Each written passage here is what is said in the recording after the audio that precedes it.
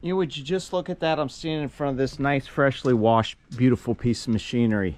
And have you ever washed your chalk and thought to yourself, oh no, I left the auxiliary on the keys and maybe your GPS or your radio drained your batteries dead? Well, I'm here to tell you right now, the VTOMAN 8,000 amp jump starter V-Truck Pro is something that you need. That way you can you know, give yourself a boost if you need it. Let's flip this around really quick and see what we got going on. This unit right here has overcharge protection, overcurrent protection, short circuit protection, reverse polarity protection, AI software protection, high low temp protection, spark proof protection, overvolt protection, overload protection, and reverse charge protection. So this thing's pretty much going to protect you just in case something happens if you know, you're in a hurry and you put the wrong things in there. Let's see, connect the battery, you look for 12-volt solenoid on, start your vehicle. That's what it says right there. Product name is the V-Truck Pro Jump Starter. The model is JS-395A.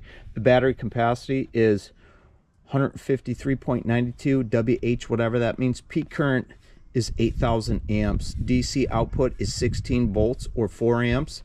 The USB-C input is 5 volts, 2 amps, 9 volts, 2 amps. So that's probably how it charges with something like that. The C, sometimes these batteries, they like that lower voltage when they charge. The USB-A input 1, output 1 is 5 volts and 2.4 amps. The output 2 is exactly the same. The engine start port is 12-volt jump start. Manufacturer, blah, blah, blah. 18-month limited warranty service, lifetime technical service, free to contact them. Support at VTOMAN.com, 1-888-818-9811 US, Monday through Friday, 9 a.m. to 5 p.m. All right, looks like it was Pacific Standard Time because it was PST. So let's get this out here real quick. And look at this nice little thing right here. Here is the couple chargers, and looks like a USB wall outlet. There's a wall outlet and there's 2 C-type chargers or C-type plugs in there. And this thing right here probably weighs, I would say, 8 to 10 pounds. So it's nice and sturdy. Power. It's already 100%, and there's a nice little light and a flashing light if you need it, if you're on the side of the road, just to tell people, hey, I'm here. Okay, so basically hook your positive and negative up to your batteries. This light will come on right here, and then bada bling, bada bloom, you start your stuff. So thank you to VTOMAN for sending me that. I'm sure I'm going to get use out of it, not just for jumping vehicles, but also for using that those plugs as a power port to charge my phone or tablet or anything I may need to. So if you want to, I'll drop the link in the description of the video, and go check them out. You should be able to click right over and get you one of those. I do believe they may be having a holiday sale, so it might be worth you checking them out. Thank you. Well, I'm just outside here Saturday, doing some yard pickup because we've had a couple gnarly storms that knocked some trees and stuff out of the or branches out of the trees. I'm just trying to get picked up before I take this truck and head down south. And my wife doesn't have to worry about this stuff. So I was curious. I thought maybe I should take the air filter out and check on it, look how it looks. Maybe I can help some of the stuff up. I just wasn't sure if there was any crud in there or not. It honestly looks pretty clean. It's probably old and would need replaced because of just the way it looks. But that really doesn't look too bad. Unfortunately, there's no date code on here. I would think it was somewhat older because it looks like, to me, this is permanently attached, and this is how it may come from whatever vendor it is, because you see that right there, all that looks like it's stuck on there permanently before, and then the seal's added on top of it to seal it up when it goes in. So that's something I just took a picture. I'm going to send to Todd and see if that's the case. I did look on the that line sheet this morning to see if there was some numbers for this, maybe, because I thought if there is, I'll just order one up, but I didn't see anything. So something I'll ask him. I'm going to stick it back on and do it back up because it doesn't need to be off. But I am going to be in the market for one of these brackets because this bracket back here is broke, so I'm going to have to source one of those.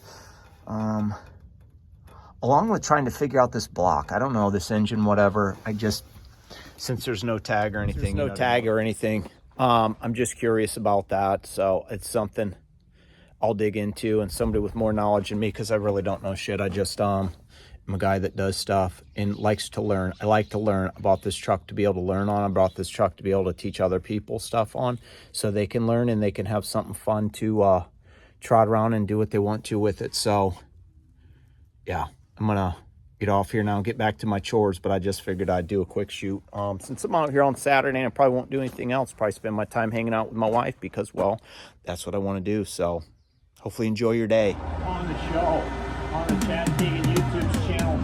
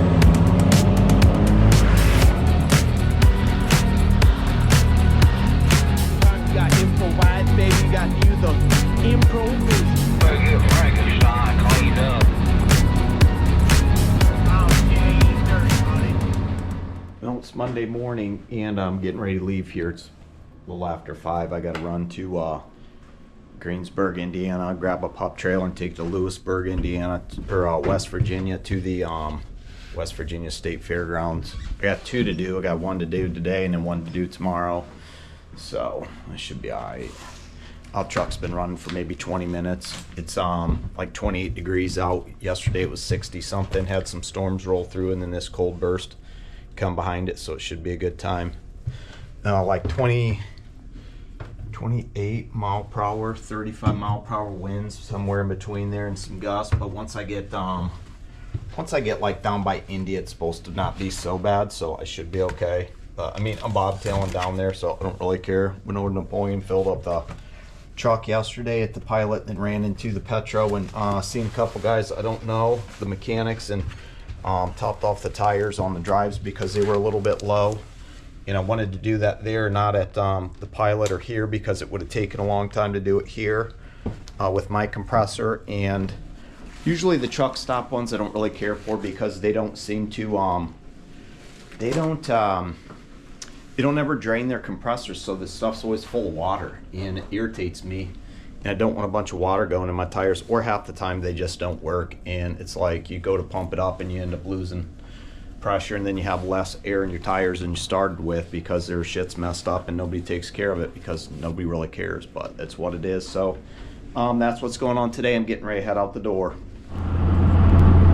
Well, about 15 miles from Defiance, and snow's blowing like crazy. The roads are dry. There might be a few slick spots here or there, but mostly they're dry because it was so windy and just dried everything out after it rained. I'm sure you can't hear me for shit because the way the wind is blowing. Just wanted you to get your eyes on this lovely snow we got falling. I shouldn't be in it for too long, I don't expect. It's going to be slick right here, so I'm going to just start backing off a little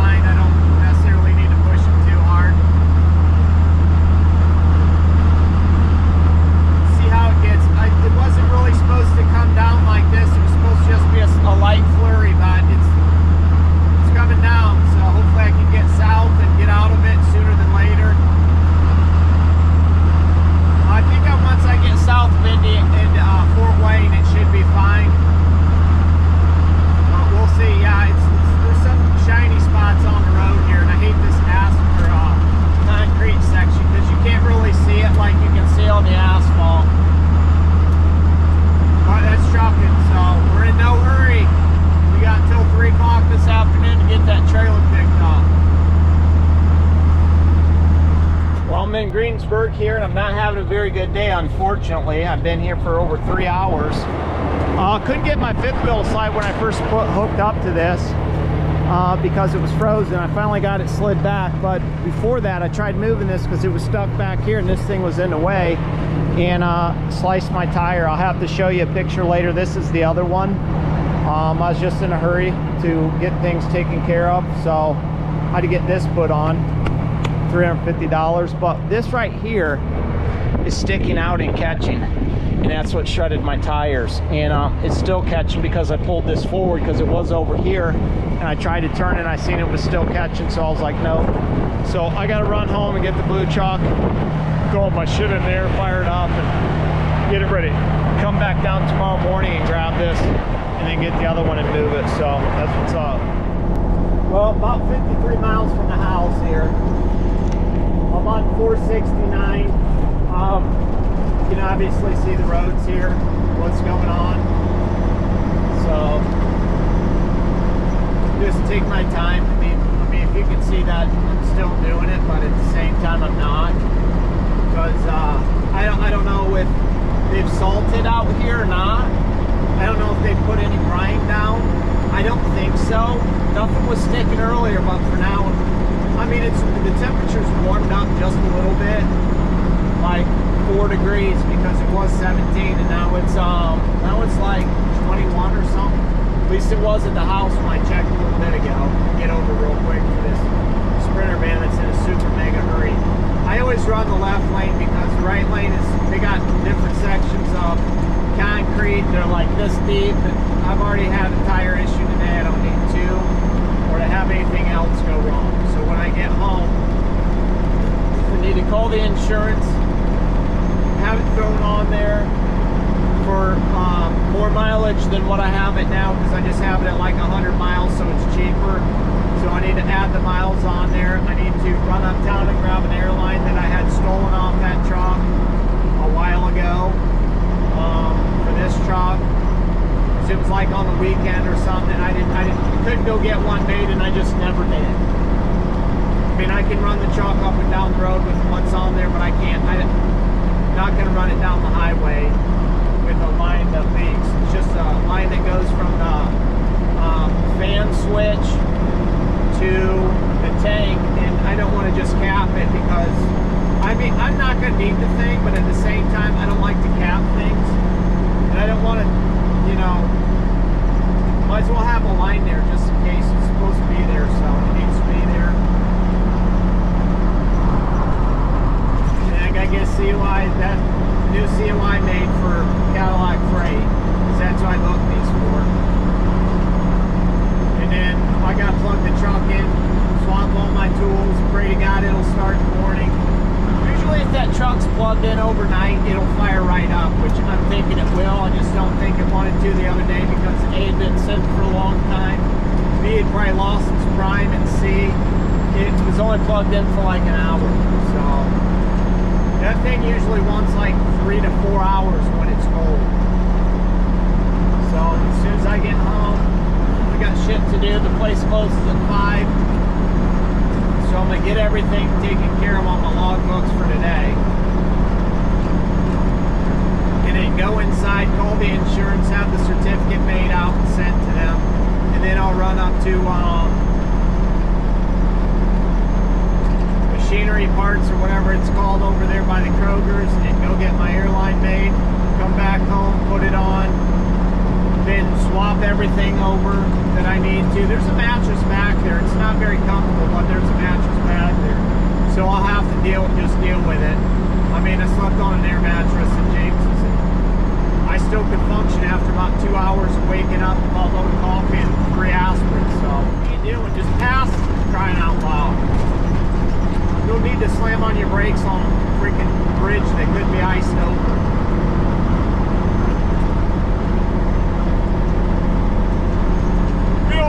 Taken care of, we'll run the truck, go do the loads, go back home, park the truck, put all my shit back in this truck, get all the shit that I need to take down to where I'm going as Friday, I'm taking Muncie down south. It's going to go meet its new owners. No, I don't. I own the truck right now, but I didn't buy it from me. There's no sense in me having 3 trucks. It's kind of dumb. So I bought it for some people because they wanted a Cabover specifically. And they asked me if I could find them one. I said, yeah, I can do anything you need me to do it. So Friday, I'm going to load that thing up, or Thursday, I'll load that up, and then I'll run it down Friday, and then it'll get delivered down there. And then I'll probably spend a few days down south because hopefully we got somebody to come look at the Peterbilt, and we can make a deal on that and sell it. And then I'm jumping in a rental car and I'm coming back home after I try and pick a ranch maybe for some parts for Muncie, and then I need to get Frank all the tools that I need to work on that truck and take it back down where it's going to be at so I can do what I need to do, and then I'll just work out of there and still run my truck. And then when I don't have anything booked, I can work on that truck. It has to be done by Matt, so anybody that wants to see that truck, you need to come to Matt's. Or once I get to the location of where the truck's going to be, I can pass that information along. And if you're around that area, you can come and see the truck there, and you can come and see me. But it's just, you know what I mean, it's a lot of stuff going on. I'm super busy right now. That's why, like, when it comes to comments and shit on the channel, you're lucky if I'm gonna heart it and I'm gonna give you the thumbs up. I don't have time to comment. My mind is going 100 miles per hour. I'm way too busy right now. It's nothing personal. It's just what it is. So, you know what I mean? This is something that normally wouldn't happen. I've pulled many pump trailers with this truck, except those casket ones have a piece of metal that's sticking out this far. And it just was catching the tire. Me and sliced that one, tore that one all up because my fifth wheel was frozen. I had to go get heat, and I had to use what is that? Breakaway PB blaster on the stuff. And I finally got it to go, but it just wouldn't go. And it was I was using the ratchet strap. I was pulling forward, backwards. Just wouldn't go, and I even hooked up to a tanker and tried getting it to move, and it just wouldn't go. So finally I was like, you know what, I'm going to the AutoZone that's a mile away to handle this, because I had to see if I could get it with this truck or not, because if I could have got it with this truck, I could have just done the loads today. Well, one today and then one tomorrow, but I couldn't. So luckily, I already have the paperwork signed for one, so tomorrow when I go to get the other one, I'll have it signed for that too, and then I'll just have them signed for the other one. I'll pull the one out and stick it outside the fence, and then I'll take the one.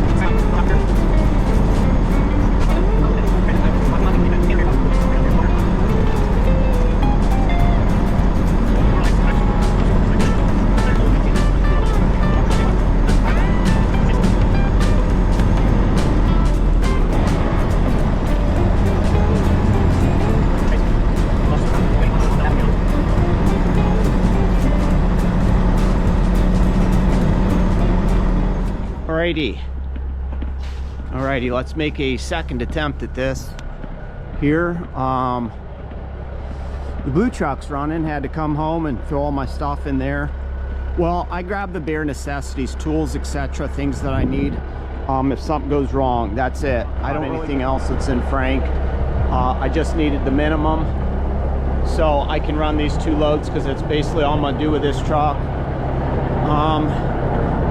It's fired up, and it fired right up after sitting on the plug all night. So I'll try to get you somewhere cool where you can see, but I don't know. So you'll just have to deal with whatever I can give to you, if you know what I mean. So I'm in this short wheelbase spring ride truck with these tires that came off of Frank that are older. And there's no speed wobble like in Muncie, like Muncie has. So definitely gonna have to get those drives changed out sooner than later. But it's what it is. I'm just cruising at 61 right now. I'm doing about 2,300 RPMs with these 22s on. So since I dropped down and stuff like that, I'm losing speed and higher RPM. So I know those kind of things when people try to comment and say the Captain Obvious shit on the channel, but that's what it is. So we're just trucking now. Okay, there's your view from the lunchbox. That's the best I can do for you. So you're just gonna have to deal with it. But truck's running good. I'm doing 67 right now. I've had it up to 70 a couple times. 68 is about the sweet spot on it. You probably hear some noise from the wind because it's kind of windy, but bumped the old heater up to medium because it's 15 degrees and feels like -1. And we're covered in straight salt. I can tell you that much right now, because I got out and I was going to close the very bottom V on the winter front, but I couldn't get one of the snaps undone, so I just left it. But there's your update. It's running good. All the pressures and gauges and everything's good on the truck. So I'm just going to get there, grab the one, and I'm just going to get it done. This truck never failed me before, so it's like falling in love with an ex-girlfriend all over again, pretty much. You know what I mean? And rekindling that flame you lost. Well, just cruising here on 71, trying to boogie over to 35 so I can cut down to West Virginia to go to the roads I need to go to over there. And there's an accident somewhere up here. Got 10-minute traffic is what it says. Honestly, we've been moving pretty good. I don't know which lane is blocked off or anything like that, but pulled the other trailer out, threw a kingpin lock on it, and got some 30-day tags and rolled out. Apparently this is a 24/7 drop where I'm going, which I don't know why they didn't tell me that from the beginning. That would have been nice to know from the beginning, but they tried to tell me I could only drop it if I called the guy 2 hours ahead of time, and they had to meet me there to let me in or something. Then today, and I booked these last 2 weeks ago, I think, and then today they were like, oh yeah, RJ calls me up because I had went through someone else to book these loads. They were his loads, but he had someone else working with me to do it, and it was just almost done there. They got a wrecker over there in the left lane. You guys want the right lane right now, but it'll be open up here shortly. He's got it hooked up. They're just tidying up everything. There you go. So anyways, I was told that I had to call 2 hours before and a person would come over and meet me, whatever. And then today he says, yeah, it's a 24-hour lot. You can drop it in. Just call the guy so he can tell you where it's at, blah, blah, blah, and explain where they want it dropped at, because it's going to West Virginia Fairgrounds. So other than that, the truck's running good. I'm keeping around 65 to 68, 70 miles per hour. It's about 2,500 RPMs, maybe a little more. So I just keeping it low. I bet that guy's a foreigner because he looks like it, and he drives like it too, but that's whatever. Yeah, the truck is completely disgusting and covered in salt from the north. I'm covered in salt like my pants. My coat was when I hooked up. It's still cold as witch's titty out, so hard as a witch's titty, cold as a witch's titty, one of the two. Either rate, yeah, I'm just doing it on my way. So, well, maybe do a walk around later. Should be over there a little after 5, and then I want to, as soon as I get there and drop the trailer, I'll probably try to find a car wash or something I can slide the truck up to and clean some of this salt off, because I can't stand it, and I'm really not trying to spend $65 for the Streak and Beacon to peel all my wax and handwritten letters off and stuff like that, like they did the first time I ever went through. So I'll find a wash and clean it up because the salt is just too much for me. I may run through some weather over here in West Virginia. I don't know. If I do, it's what it is. I'll stop if I have to, because, well, I really don't have set time. They know I got them and this and that, and the other one's sitting back here, so I can grab them and pretty much deliver them anytime. They never said they were in no big hurry for these, so we'll see what happens.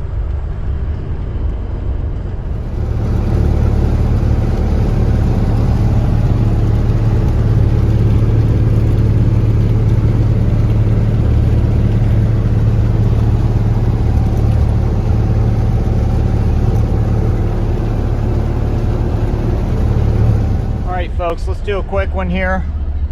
I'll show you exactly what happened to Frank the other day and why I needed to get the blue truck out. It's completely dirty. It's the last thing I wanted to do is run this in the salt, but I had no choice because these brackets right here were sticking out, and Frank was clearing all this fine, but then the tires were catching on this. So the one over here is what tore the tire up. This one right here, because I couldn't get my fifth wheel to slide. See how this is bent up? This one right here is what tore the tire on Frank up. When I would try to slide the fifth wheel, it wouldn't go, so I moved it because I was in stones, and then next thing you know, I was getting onto the concrete and I was trying to turn, and it just caught it, and I tried backing up and it tore it up. I should have dropped it and unhooked and then pulled forward, but I didn't. So that's my bad, and lesson to learn. But I mean, I was cold and it was freaking nasty out and gross, and it was one of them situations where wish it wouldn't happen. It just did, but you know, it's one of them things. It happens when you're trucking, so it's what it is. But yeah, I just delivered these. Now I'm headed to house. Probably won't shoot anything else. Need to get this thing washed up before Friday. I gotta take Muncie down south and deliver it to the new owner. So you'll see this when you see it, and you'll see that when you see it too.